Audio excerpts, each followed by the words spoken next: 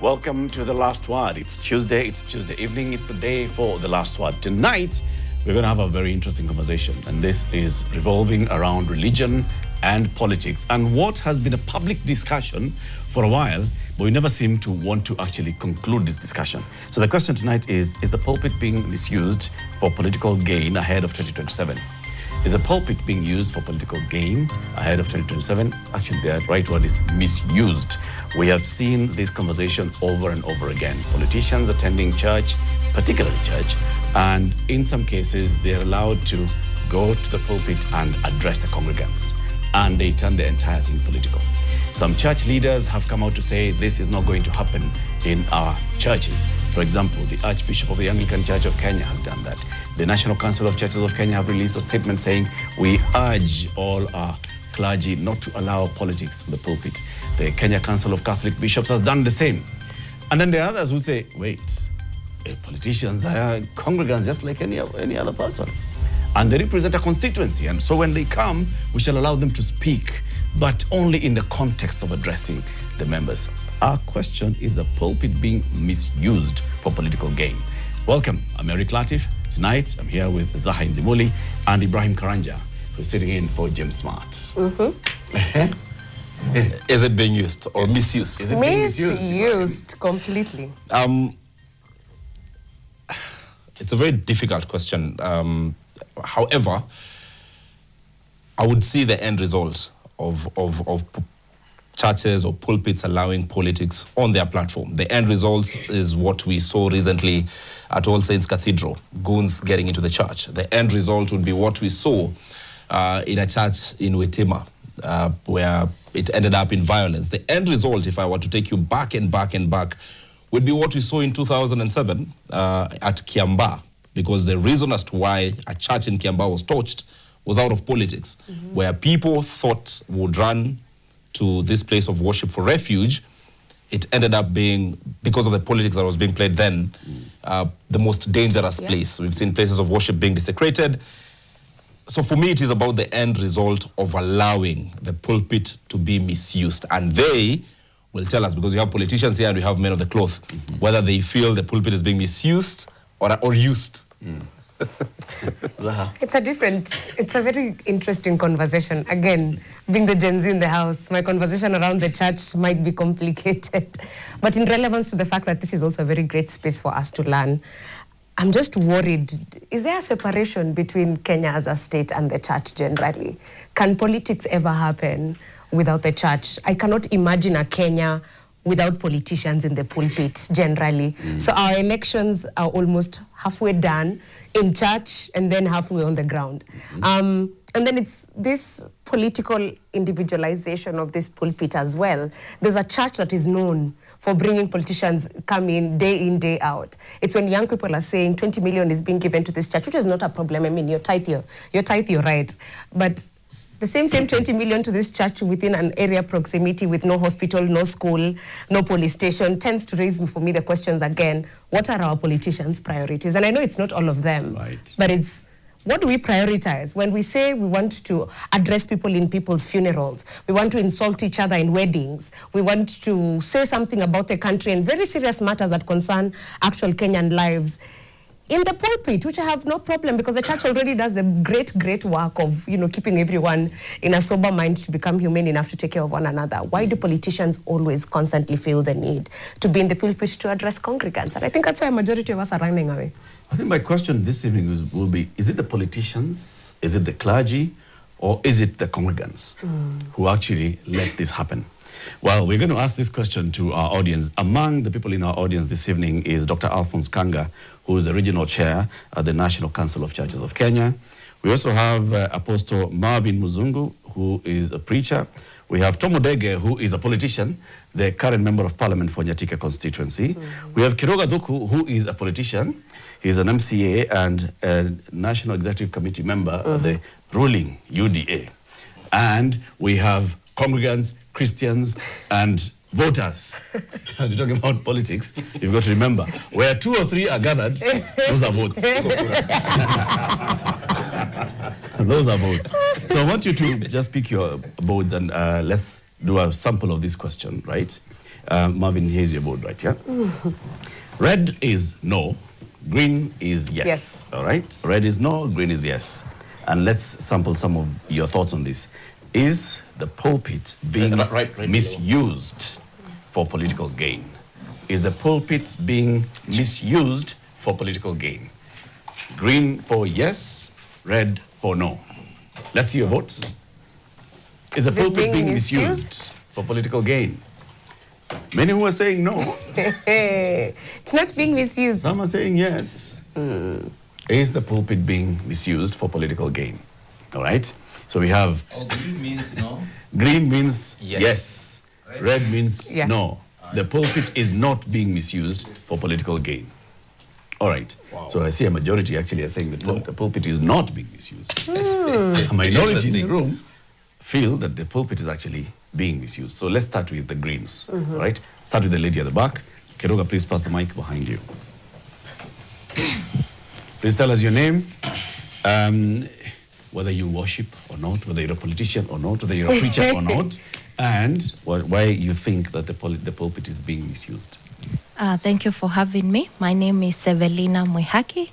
I'm a woman of God. I believe in Jesus. I am a politician, and I believe that the pulpit is being misused, and the only thing that you can check is the flag itself.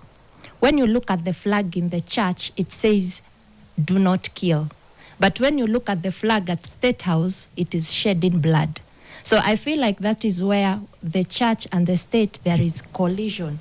Because this is why the citizens gets to wonder, why is it that when the flag of the State House comes to church, the church is welcoming it? And we all know that the killings are happening from the flag that is raised and every church you enter, you will find this flag on the pulpit. Okay, I'm a bit lost.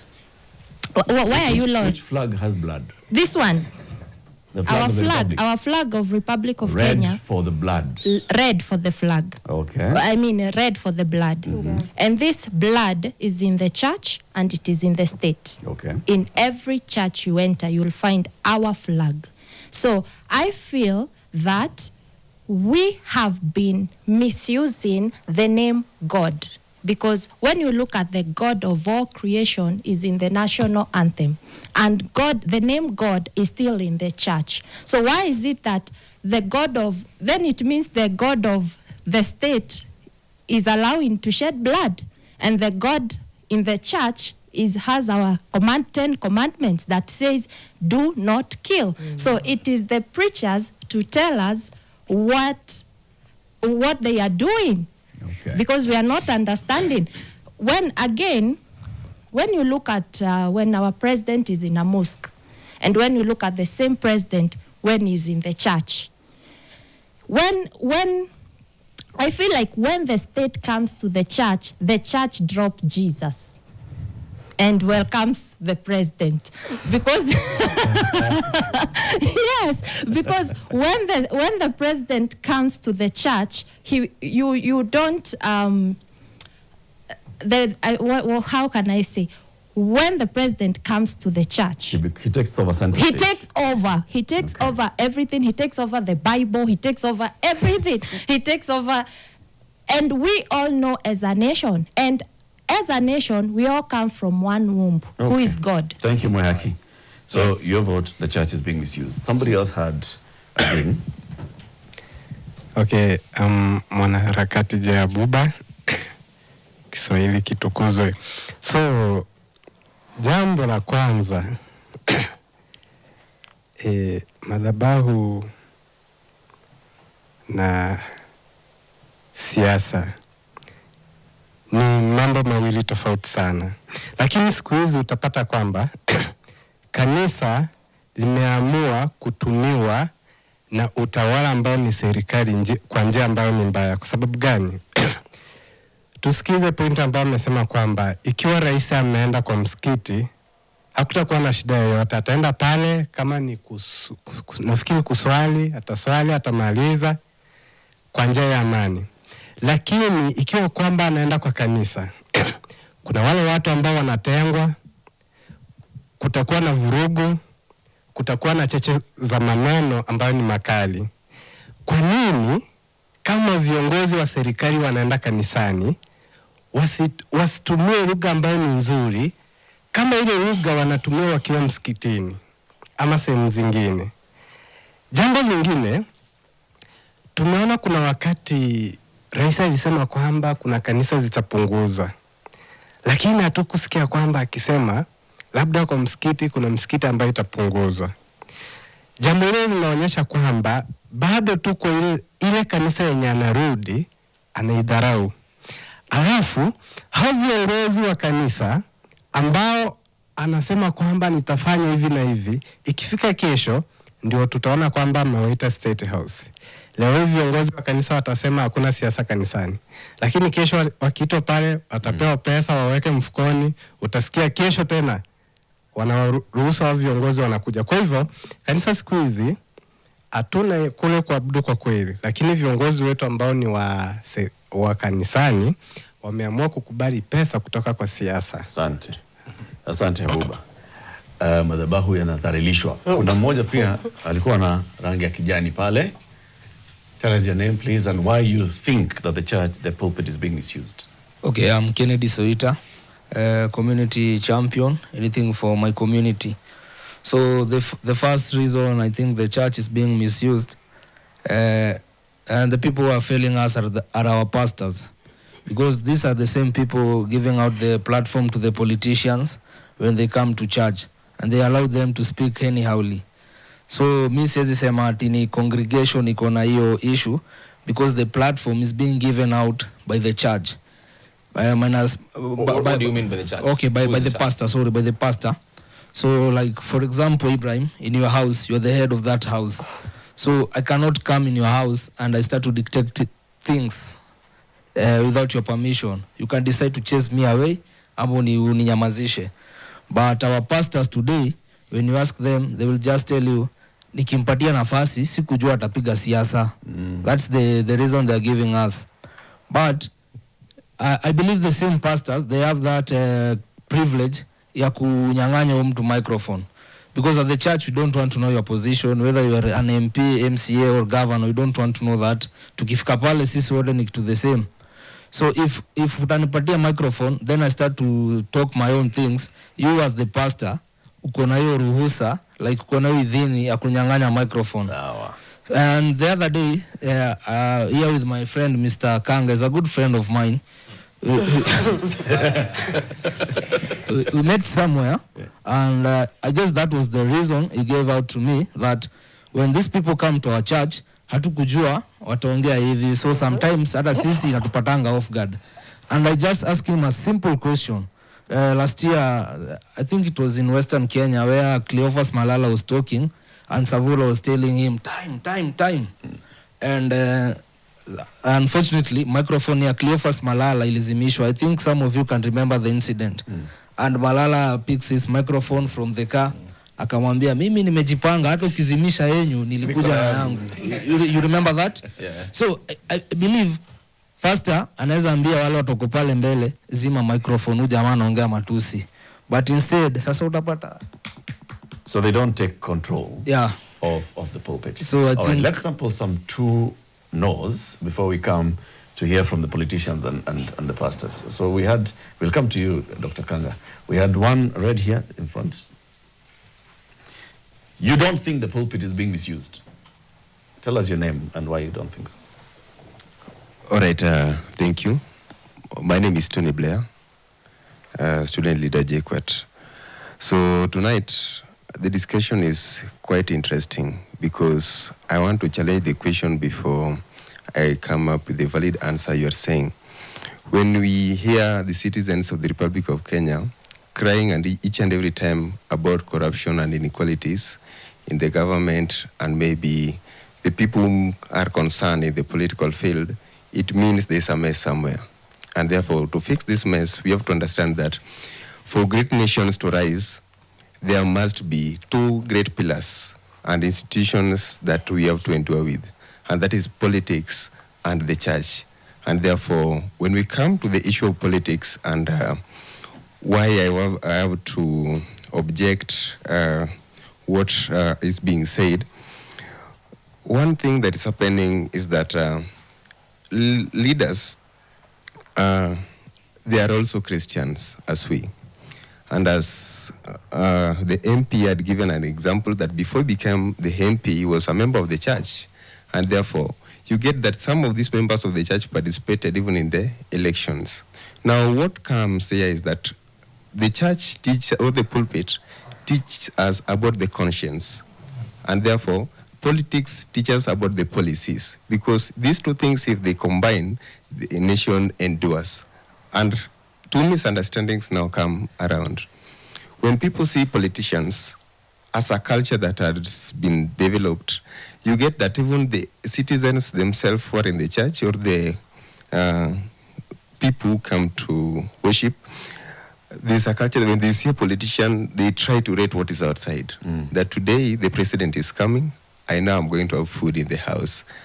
And therefore, they have to embrace the same face to impress the person. Now you get that people are complaining that when people come to church, they start to worship their leaders. No, it is a culture that we have in the mind. And therefore, these preachers consistently teaches us that you have to have the transformation of the mindset first, because that is the moral guidance they are teaching in the churches. Okay. And therefore, the churches, the pulpit is not being misused. It is the people around, not even the pastor himself. Okay. Indeed. Thank you, Tony Blair. So let's hear from you. From Migori County. I'm a politician come pastor. And You're a politician come pastor. So, first, the pulpit is not being misused, because in the same pulpit we are talking about, we've seen pastors telling people the world is ending tomorrow. You give me that money, you'll get your visa tomorrow to go to USA. So we can't only blame the politicians, because even these pastors, some of them have lied to people. You get someone selling his properties that tomorrow the world is ending. So these churches also, you see, if like he comes from my county, if he's my area MP and he comes to the church, I'll give him the podium, because he's the one who knows what is in offer for the people. And in these churches, we have people who even run companies, who can even do tenders. These are places where we can create awareness. So we cannot dismiss leaders from the pulpit, because churches majorly were community-based. And this in our communities is where we find we had our own problems. So this is where you'll get a kid who does not have people, who has a fee problem. You'll get a kid who is sick.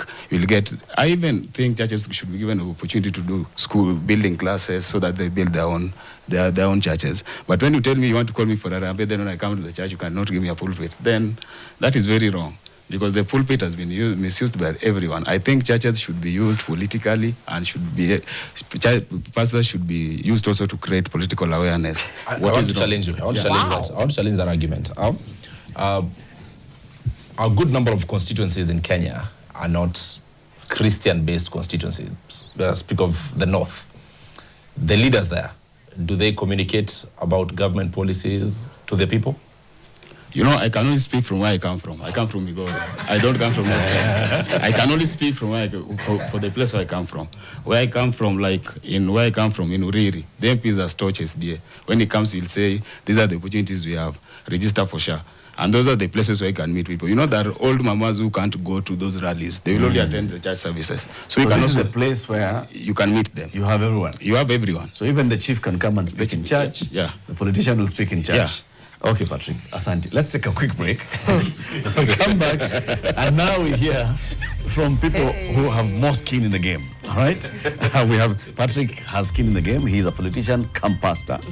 All right? We have politician Tom Udege. We have Dr. Alphonse Kanga, who is the chair of the National Council of Churches of Kenya. Apostle Marvin Muzungu, who obviously is apostle, is a preacher. Kiruga Thuku, who is building a church, and he'll tell us about that, but he's also an MCA and in his area. So let's take that quick break. When we come back, we interrogate this question further. This is the last word. Back in a moment.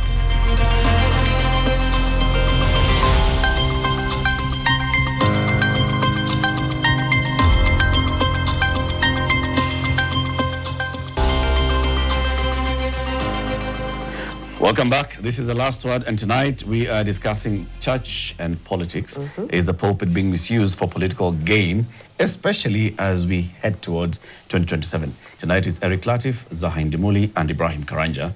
And you guys, you've heard what the A's and Nays said. and their reason for it. All right. Before we even engage now the clergy and the politicians on this, do you buy what you've heard so far? I still need a lot of convincing. Generally, I think the same time we take to give politicians to speak, the preacher should take that much time to do public civic education properly so that people can know who to vote for then, if we have to politicize the pulpit. But if we concentrate the individualization of the pulpit, where this particular person has to be given a space, or rather the church has to almost reorganize to give space to the politician, then church has to be closed off from politics. Acknowledging the role that politicians have in the country and who they are, you would to some extent acknowledge them being recognized that Mheshimiwa so-and-so is here. But stopping a whole program, a whole church program for them, is why I think is a point at which we are politicizing the pulpit. I was saying this during the break. You'd notice, if you've been very keen, that if politician A goes to a certain church, this church would even, perhaps it's me overthinking, but I do not see it as a coincidence that even the sermon of the day, on that particular day, will be speaking to a political situation in which this politician is in that particular that day. Yeah. There are 1,000 other members of the congregation who are here, all going through different situations in life, but it will be channeled to this particular one. So are we politicizing? I strongly feel we are. The pulpit is strongly being misused for politics, Eric. Okay. Is the church apolitical? Has it ever been apolitical? It shouldn't be apolitical. The church is completely a political organ. All right. In very many cases, in fact, the church created the state in very many instances where the church and therefore, for example, the Pope would dictate what happens in certain politics of certain areas. The Archbishop of a certain region would dictate, the politics of the region. But when it comes to Kenya, we want to separate, and we only expect that the church will speak against the government when the government is doing wrong, but will not speak for government and the government is doing right, or a politician and a politician is doing well. This is the big debate. The National Council of Churches of Kenya is one of, it's a membership organization that brings together various churches, right? And what we normally call the mainstream churches, the old, what's the term? And you'll tell us that, Dr. Alphonse Kanga, the regional chair. The Anglican Church, the PCA, those denominations, but there's a term for it. A number of times NCCK has come out with a statement and the leadership saying we do not want to allow politicians to speak during service. They will speak outside of the church, but not within the church. But we see that being violated time and time again. So Dr. Alphonse Kanga, you said that you do not think that the pulpit is being misused for political gain. Please explain yourself. Now, maybe we begin by clarifying the church as an organization and the church individuals. The church organization, the role of the church organization and the role of the state. The church and the state, they work as two sisters because they have been assigned responsibility to take care of humanity. And their interest is that mankind must live in peace, love, and unity. And the man must live with dignity. And that's the role of the state and is the role of the church. They don't work as a head of the other. They work like two sisters who are taking care of that humanity. They all look at you and their responsibility. But when it comes to the church, in the church there is what we call the pulpit. The pulpit is entrusted to proclaim the will of God to that particular community that is there. And so nothing should interfere with that. But at the same time, the pulpit is always used to proclaim the will of God to the people. The will of God, number one, is justice. The will of God is peaceful. The will of God is dignity. When that is being interfered with, the church will always speak out. Now the separation is the issue. Because this person we call the state is my sister, not my boss. Because has been given responsibility by God to take care of humanity, that men must live in peace, love, and unity. And then that is my paramount duty every day is proclaim the will of God and spirituality, the faith. Continue trusting that God, continue believing in that God, and this is the structure of believing in that God. And then I look at my time, but also you remember you are given a responsibility to make sure that man lives in peace, love, and unity. Remember, you are not supposed to be corrupt. So the church will always point that. At the same time, concentrate on the faith issues. So, should the church allow him to speak? The church allows him to speak. He has his department to speak. But when it comes to faith issue, that's my responsibility. But now where it comes to taking care of that man, there is always a problem there. So what's the problem? Is taking advantage. Please hold the mic. Yeah. My brother, my sister, the state taking advantage that I've given an opportunity to speak something that, for example, the church is supposed to take care of the mind, spirit, and soul. So he has something to air about the soul, and he goes overboard. It is my responsibility to tell him, now since you have gone overboard, the following day, now tomorrow if you come, because you are part of a member here, and you have gone overboard, I'll always sit with him either in private and tell him, next time, don't go overboard in this area, but not on the pulpit. The pulpit is that space where I proclaim. The politician should not stand in the pulpit and speak anything. If he has something like any other member to speak on the issue of the body, the hospital, NCCK, we have Jumia hospitals in the Republic. And the Jumia hospital takes care of your body, the healing part of it, the physical part of it. The politician is part of my member. He also has a wife who is sick. He goes to that same hospital. But the spirit, he has also a spirit. So I have a responsibility to deal with the spirit, deal with his body, and deal with his mind. Because I also believe a politician who is mentally mature, physically mature, but spiritually mature is a bankrupt politician. Dr. Kanga, I have a question. Who does the church protect? The church protects humanity. So, the church protects humanity to make sure that he lives in peace, love, and unity. Okay. So when your sister, being the state, goes against that principle, which is protecting humanity, what is your political, cultural, social responsibility towards it? My role is to tell him, stop there. This is what God says. God demands justice. God demands fairness.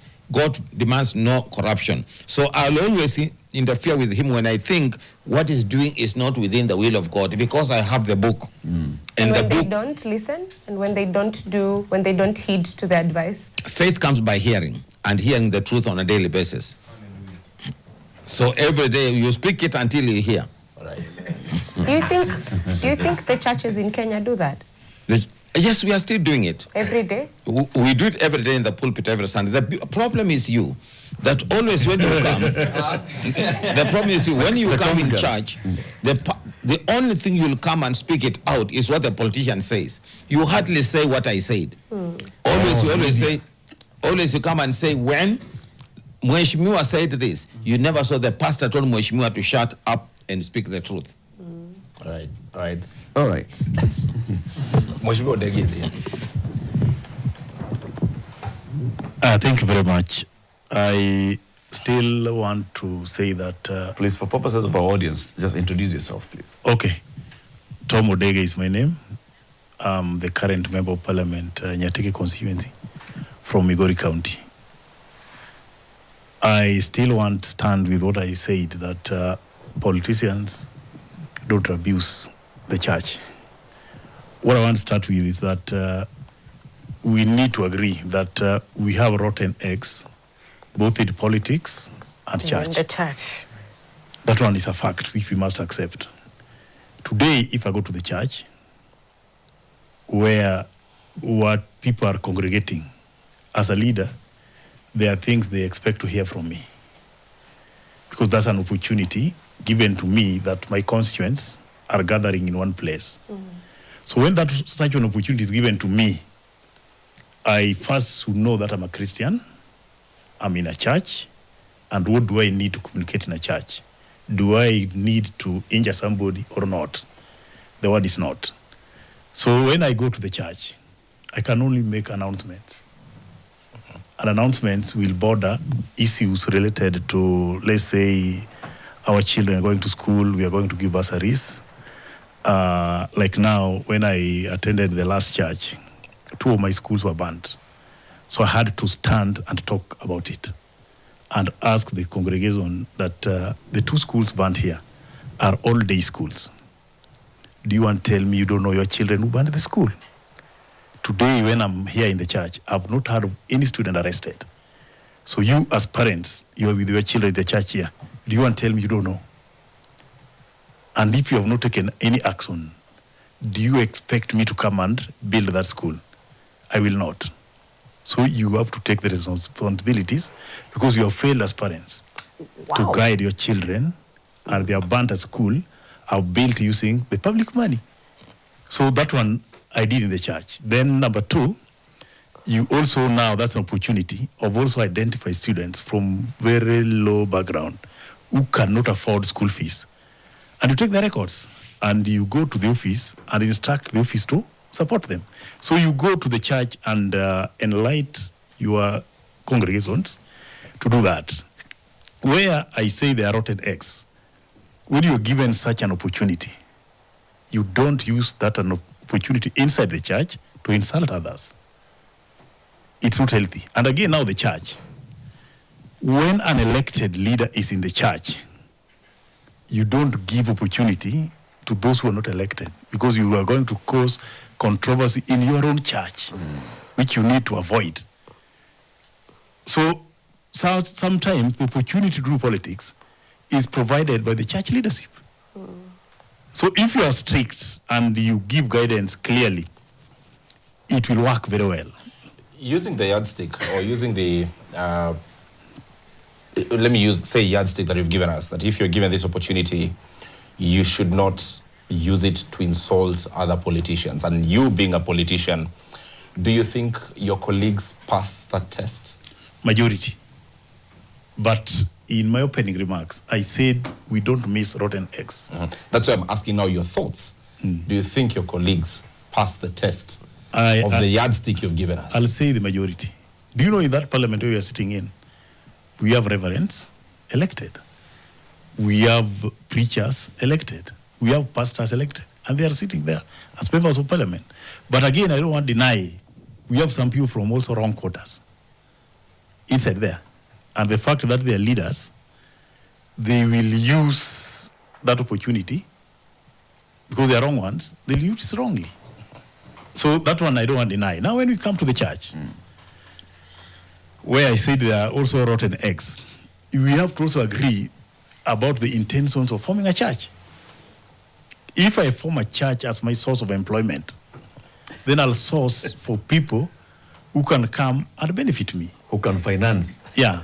But if I found myself in a well-structured church, like my church, the Seventh-day Adventist Church, which has a program, even if you're a politician, you come in the church, they'll have to complete their program.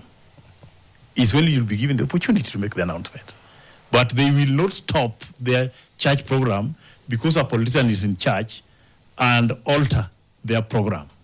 So the intention of that church will justify the outcome. Right. If you form a church as your source of income, you'll have to source for people to come and provide for you. Tom, you're an Adventist. You go to church on Saturday. Every Saturday. What do you do on Sunday? On Sunday. Sunday is now my day to visit the constituency and through other churches and pay a visit to either other churches or the targeted groups. Now that your church, the Adventist, has a program and you're not allowed to speak up until this program concludes, do you carry this very value to the churches you go to on Sunday, or does this change? Oh, Catholic the same.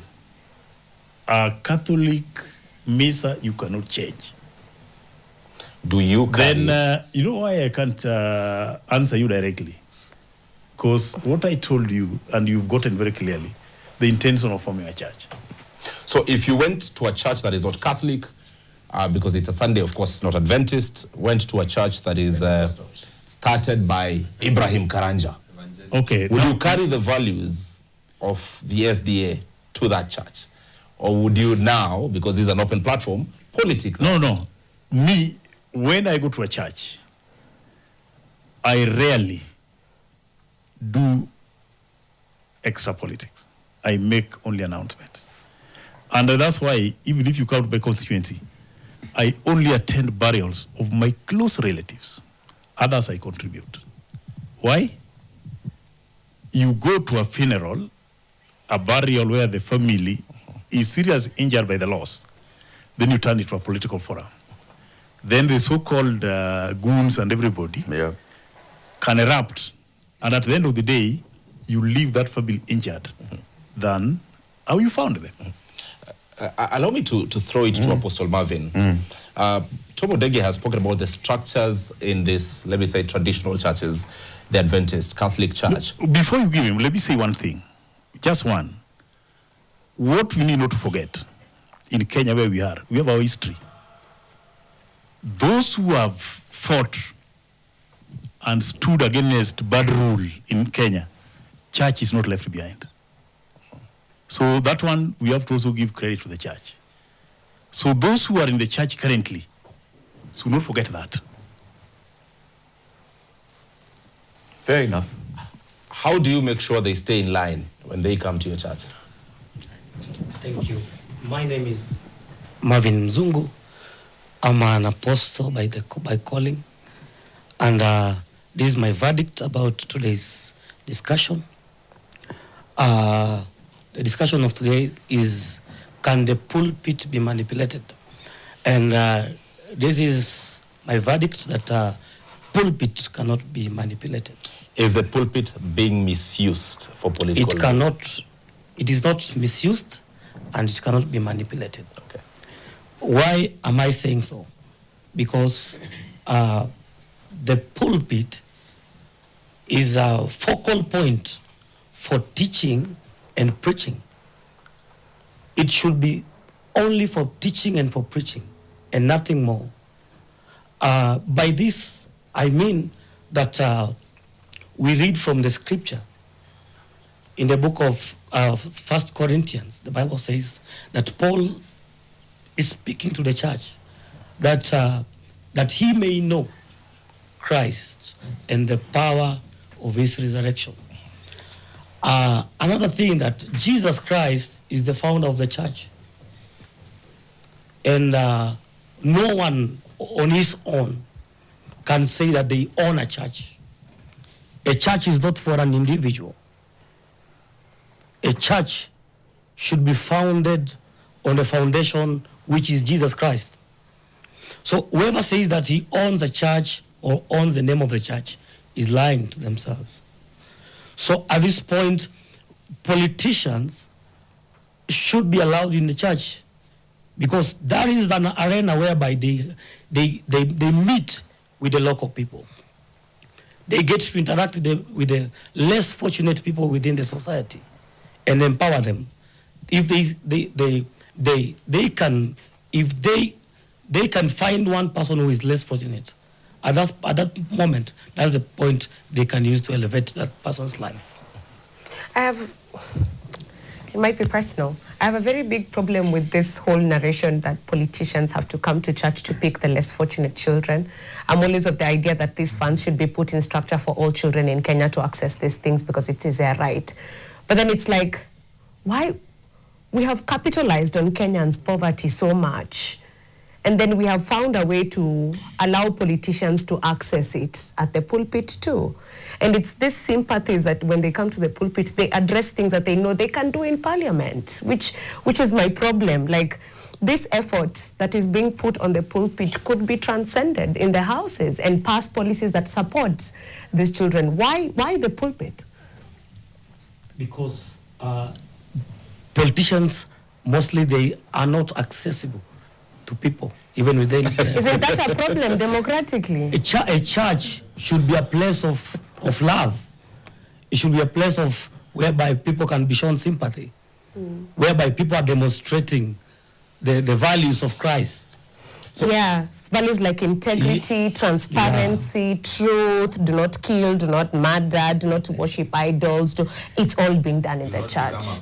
Yes, do not become a... Yes, Dr. Kang, it's like, it's how the church that keeps reminding us to preach water and then proceeds to drink the wine. And at that point, when you say politicians are not accessible, what is your definition of not accessible? Is it because when you say politicians are not accessible, even when they come to church, the congregation does not engage them. They only do the talking, then leave. That they can do on their whatever platforms, be it in parliament, at the county assemblies, on media. The rally. So how does the church giving them a platform make them accessible to the people? Yeah, thank you so much, sir. This is what I would say, that sometimes we can agree that sometimes to find a politician is very hard. And why is it hard to find a politician?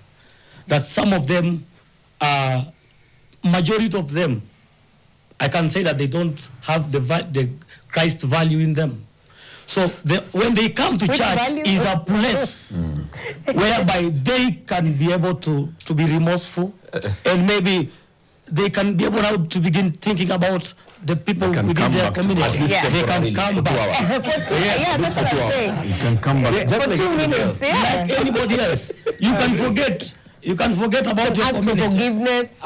You can come to church for forgivenness. It's the whole purpose of actually. One of the reasons of going to church is to have this communion and also to come to this moment where, like Dr. Kanga said, proclamation is made on the will of God and you're reminded of the word of God so that you also kama ulikuwa umeanza kuderail unarudi kwa daily. So that's the same thing you're doing to politicians. Yes. As if for any You're not accessible, but why do you have to speak to your issues of your constituency, your ward, at the pulpit? Are there not any other platforms? And the question that you are supposed to start with by answering is the pulpit being misused for political gain ahead of next year's election? I don't think so. And I think Dr. Kanga has explained, politicians don't necessarily stand on the pulpit. They stand just next to the pulpit. Oh my God. Not this is you being a politician, literally. No, Dr. Kanga has explained this very well. That a politician, is it up there though? At times it's aside, but at times it's in the front, but not. But it's in church. Yes. Now, granted, you know, you are in a religious place. I would say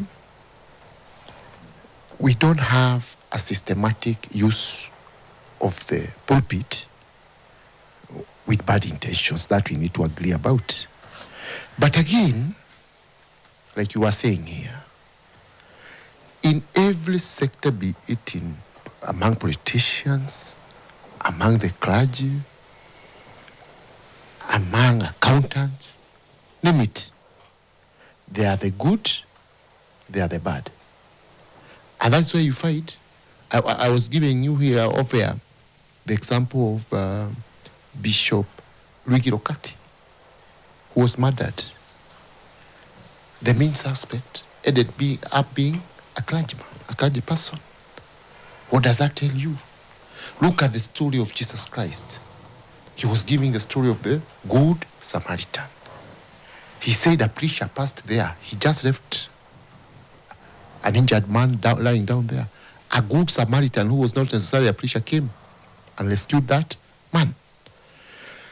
You know, speaking about this issue, and it is very, very sad that in some instances, some bad politicians, and they are the ones giving a bad name to all politicians. They start there in front, they insult other people. Unfortunately, you find even preachers laughing and celebrating their lewd insults, vulgar insults inside places of worship. And you see, because I heard you mention about it, I heard you mention about Ritima, and I don't want to dwell very much on that because someone attempted to link me to that. I sent a lawyer to tell them I was not involved in that nonsense. They refused to withdraw. I took them to court. But let me be very clear here. I normally tell my friends, because I'm a politician, most of my friends are in politics, though I have friends all over. If you ever chase a person and they land into a place of worship, even if it's thatched or built, using glass, never touch that place. And like my brother Latif here was saying, from where I come from in my village, I've led my friends and fellow worshippers in building a church for God. Because, this is to me, it's a great honor to build a place of worship for God. You see, even in the Bible, God would say, you, David, you cannot build a place of worship for me. You have shed a lot of blood. So when you get that opportunity, and the church itself, the bishop and the others, they give you that opportunity, it's a great honor. You take it. The problem, though, Honorable Kiruka, is what the modern day politician has done with these opportunities. All right? So you want to use this opportunity to uplift yourself, to show that I am the one who has contributed to the building of this church. I am coming with all this money so that we can build a church. It is your name that you want to elevate more than a few fellow congregants who are also contributing, 10 bob, 20 bob, 100 bob.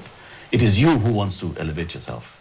Somebody has made a comment here. John Murray says, and it's Jenga who's actually reminding us, former President Daniel Arap Moi went to church often. AIC Milimani. In fact, everybody knew because we were here on the news. Mtukufu Rais Daniel Arap Moi leo amehudhuria ibada katika kanisa la AIC Milimani. We know where it is. Amakabarak. He never spoke inside church. He would leave.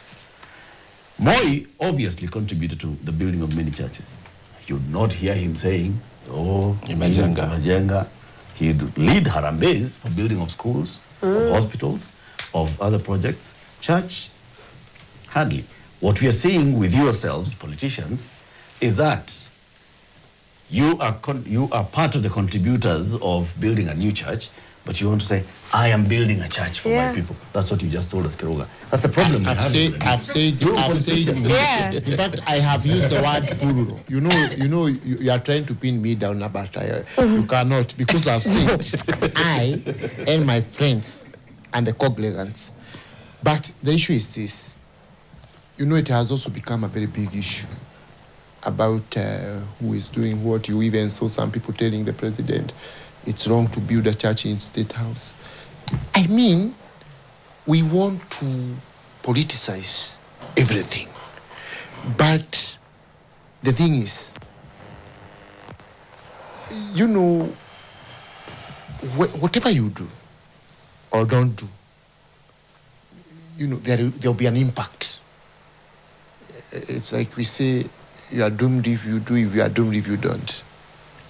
But the intention of whatever you are doing is what matters most. Okay. Because for example, look, it's good to come clear here.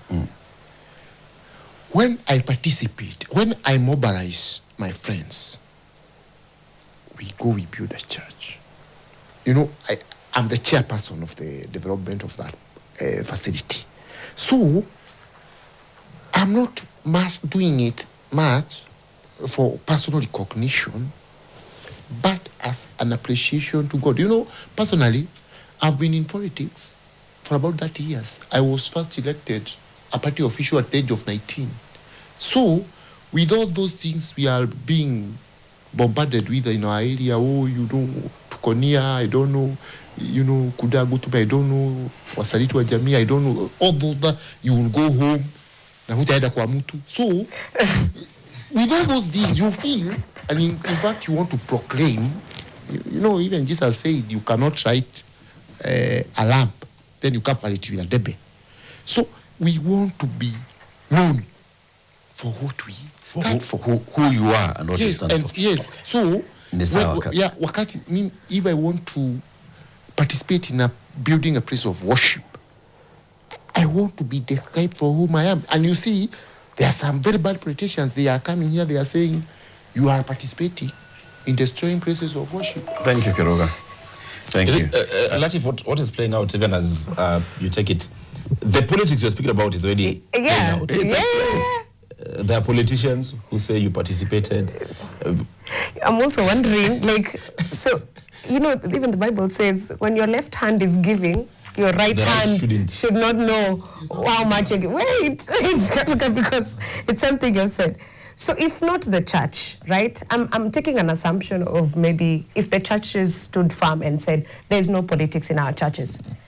Where else could politicians go? And can we help you guys transition and go there? The problem is one. Parliament. The problem is one. No, the problem is one. The problem is one. Yes. And I want to do this challenge. What is this addiction? No, not even addiction. You heard Mheshimiwa what he said. Will the people go? If we have, for example, one day in our area, we had a value. They said politicians will not speak. You have had the Honorable MP saying, at such a gathering, you can take, for example, you inform people, there will be a bursary meeting, there will be another important meeting, we are having treatment somewhere, you can announce there. But I saw, they stood there, they said, politicians are not speaking. Then the guy, it is in my word, the guy who had passed on happened to have been working in Muranga. So they called a bartender to come and speak to my people. I thought, this is senseless. Huyu, sasa atabia watu dini. Kunywa pombe ni vizuri. Na mimi, no. It's a fact. Mimi, I'm telling people. No, I'm asking, where else, other than the church and the burials, where else can politicians do the same thing they're doing in church? We even do our own meetings. What we are saying is this. To buttress the question, and perhaps you and Tom could help us answer this. Yes. Can you tell me 100% of your constituents, be it in Chinga Ward or Nyatike constituency, are Christians? No. So we have Muslims. Hindus. We have Hindus. We have perhaps atheists. Yes. Where will they get this information? This accessibility. The issue is this. Let's be very clear here. In fact, we don't even have to talk. The problem is double standards. You are saying politicians cannot speak in our churches. Then another politician comes. Today, you've denied Kiruga or Honorable Tom a chance. Then tomorrow, another politician comes there who even is known for insulting people, especially even the president. And you give then them you give them. So what are you trying to say? Do you want to reconsider your vote that the pulpit is being misused? Not the because pulpit. of that very point. No, you cannot. No, you cannot. No, allow me just conclude. Let me conclude by saying this. Allow me to conclude. The issue is that is not the church or the pulpit doing that. It is an individual, like you have. I'm sure many of you may have heard. In our area, guys are saying, we cannot return. And they are attired in those clothes. We cannot return our figure where it was beaten. Beaten by who?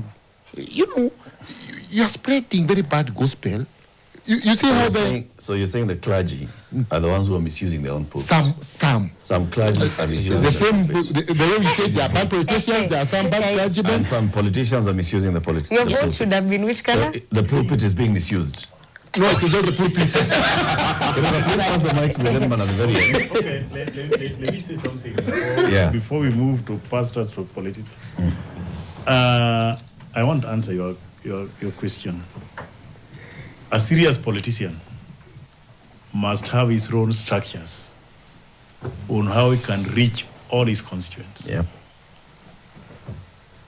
If I want a message to reach my people, I know how to relate, whether in the church or not. I have my own structures up to the people.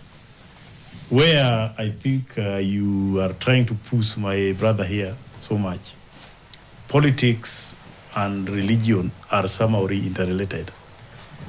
A church pastor where you get two people, that's a church. a politician where you get people. Those are votes. Those are votes. So passing a message to people is a work of politics. So whether you do it in the church, whether you do it in the bar, whether you do it in the market, so long as you are in your constituency and you meet people, they have a right to hear from you. And you're not misusing the... So the most important thing where I say we are not misusing pulpit, and I also added that there are some rotten eggs. When you go to the church and you're a Christian, you should know your boundary. When you're given time to talk, you should know your limits. You don't go beyond your limits inside the church as a Christian and as a politician. Asante, It's a free congregation that they don't pay for.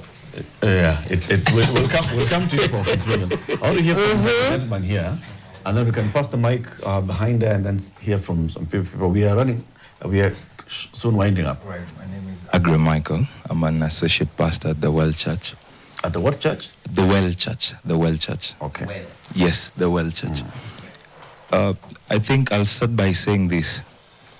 There's a systemic issue here, and it cuts across all boards. And for the church needs to be firm, the church needs to be fair, the church needs to be consistent. Because the pulpit, in and of itself, primarily exists for the purposes of nourishing the spirituality of the people. If we speak theologically, it's to teach scriptures and only scriptures. And if we should, okay, let me put it this way. Why I'm saying that is because of this. When the clergy will accept the politicians on the pulpit, to some extent, it seems as though they're endorsing them. To some extent, it seems as though they actually stand for whatever thing they're going to say. And so the pulpit is very sacrosanct. It should be guarded. And that's why I'm saying the church needs to come to the place where we are firm, we are fair, because when we endorse or when we allow, because the church is the voice of God, like the Reverend put it very well. And so when believers are going to church on Sunday, they don't go with the thought that there's going to be politics. It is for the purposes of spiritual nourishment, like I've mentioned, and it's not for politics. And we need to guard that. But like I've started by mentioning, this is a systemic issue that cuts across not just the church, but many other places. Yeah. Let's hear from who has the mic behind there. Kwa ushazungumza tafadhali. Ambaye hajazungumza. Utachukua mic. Imeenda. Okay, thank you for this opportunity.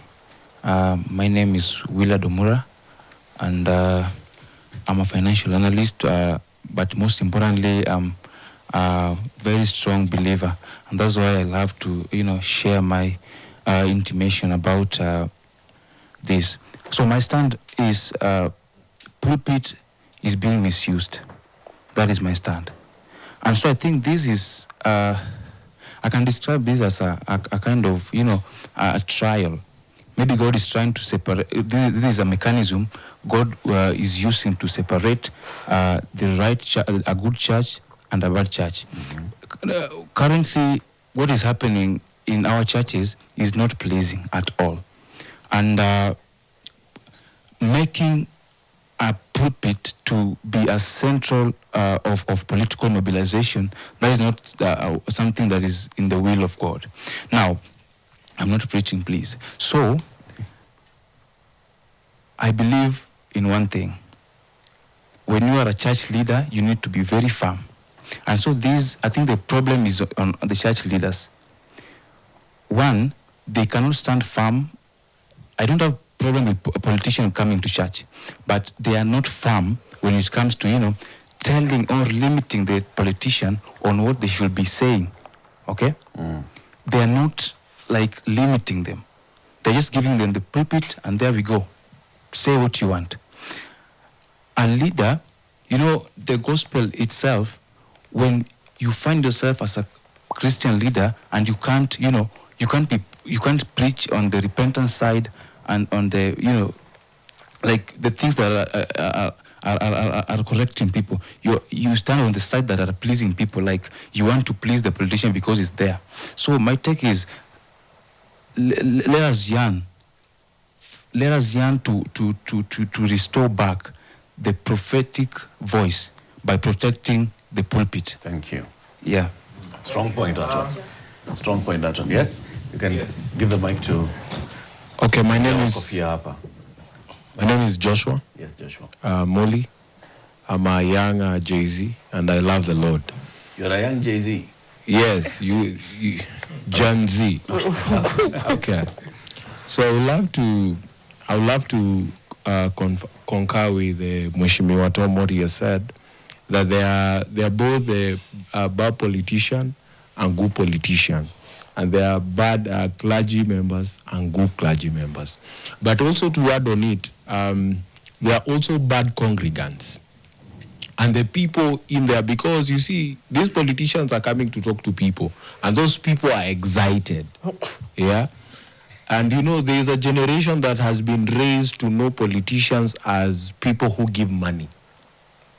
And they are the saviors. Yeah? So even when the people know that a politician is coming, they know their solution has come. Yeah? So it becomes an issue. So even when we're talking about how politicians are accessible, I think for me, for them not being accessible, it's also for their security reasons. Because there are people who see them and they just want to take everything about them. Yeah, and yes, they believe politicians carry money from heaven. So yeah, so I also want to just to because they are humans. Thank you. And also when they come to church, they are congregants. Asante. Yes. Asante. Yes, sir. Asante for your point. I want to take us to the Bible. Your name, please. My name is James Mulamba. Matthew chapter 6, verse 3. I will read it as it says. But when you give to the needy, do not let your left hand know what your right hand is doing, so that your giving may be in secret. Then your Father who sees what is done in secret will reward you. Does that really happen in our churches? For example, if the president comes to my church and he donates towards a church project, most of the times that money is announced, whether it was given in cash or as a pledge. And if the pastor or the preacher or the bishop does not announce, they will be in trouble. That's the first thing. The second thing, when we get to 1 Chronicles chapter 28, verse 3, this is God speaking to David. And he says, "You shall not build a house for my name, for you are a warrior and have shed blood." Now, I have heard the talk about why the president needs to build a church in State House. I think this verse speaks directly to him. I think God told David that your son Solomon, who has not shed blood, will build my temple. And when we get to Isaiah chapter 61, verse 8, as I get to my submissions, "For I, the Lord, love justice. I hate robbery and wrongdoing." This indicates that God does not approve of ill-gotten wealth, and you guys should keep your money. In fact, God told Saul, he loves and adores obedience more than sacrifice. When Saul decided to probably do his own thing and capture the Amalekites and give the condors he had captured as an offering. And as I get to my submissions, I'll do a minute for this. This country is treated with a spectacle. The former First Lady for the US, for the wife to Barack Obama, Michelle Obama, was famed for pushing for girls' health care and for pushing for programs that were beneficial to the country. The former First Lady, Margaret Uhuru Kenyatta, was pushing for the Beyond Zero campaign that delivered maternal health care and child health care. The current First Lady we have, and this is on record, probably prefers praying to solve most of the problems we have. We do not see her pushing for programs, policies, and solutions to the current problems we have. I remember she praised herself that the rains that fell to this nation, ile ilikuwa mingi kidogo, ilikuwa kwa sababu ya maombi. I think we need to rethink that. And I'm saying this because the current president is our own Lazarus Chakwera. Lazarus Chakwera, the former Malawian president, the one-term president, I need to make that clear, was voted out for economic mismanagement and for siphoning public funds. That if anyone had any doubt that a theologian, a preacher, and a former religious leader could mismanage the country, that has dispensed any doubt. President William Ruto is a former chairperson of the Christian Union Choir at UN. So if you were to compare him with Chakwera, then I think he passes the mark. Because the current president we have, when he was weeping in church, you wouldn't tell he was faking it. When he was weeping in church, you wouldn't tell he would butcher. And his administration would torture and forcefully disappear young people. But that has happened under his administration. Whether he's personally liable or not, it is under his administration, and he's not dealt with that. The current administration has siphoned all our money.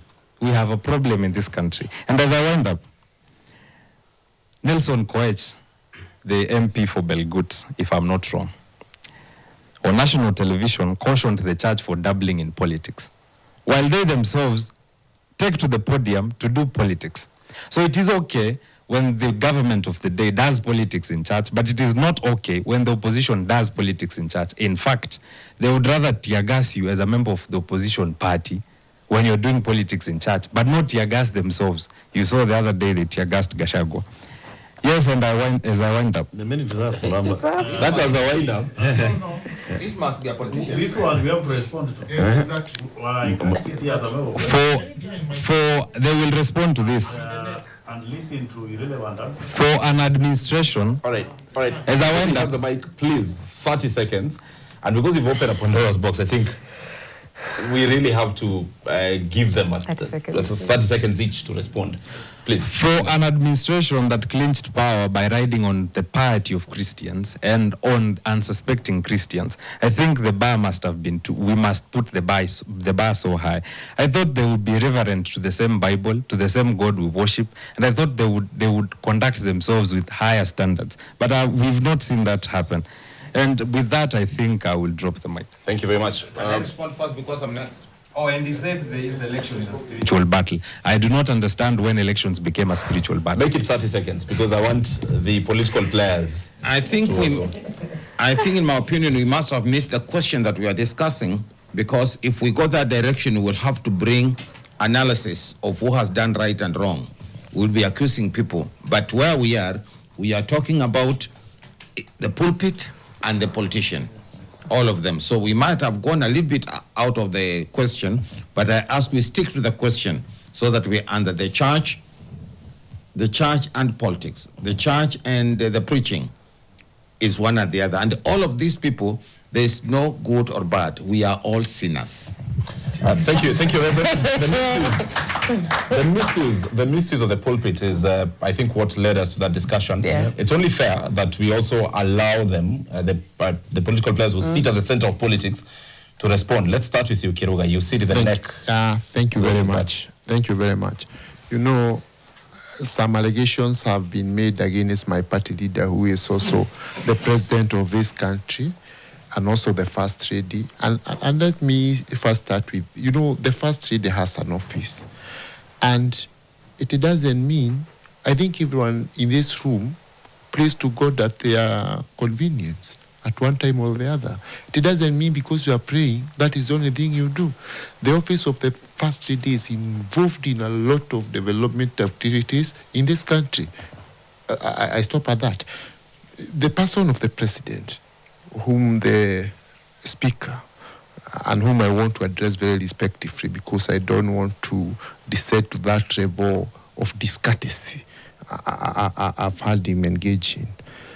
You know, when you make allegations about a person, I don't know, maybe because I think all of us here had, don't come and slander people here on TV on baseless allegations, on unsubstantiated allegations. If you believe the president has engaged in some of those things you are alleging here, you had to court, not to a TV station. Because if you are taken to court, of course you can be in a lot of problem. Because of course someone can decide to sue you. But that is not my point. My point is, you know, as the good Levite says, we were not here to discuss about the issue, I don't know, of the president and the church he goes to. If not for what the good Reverend have guided, that we are on a different topic.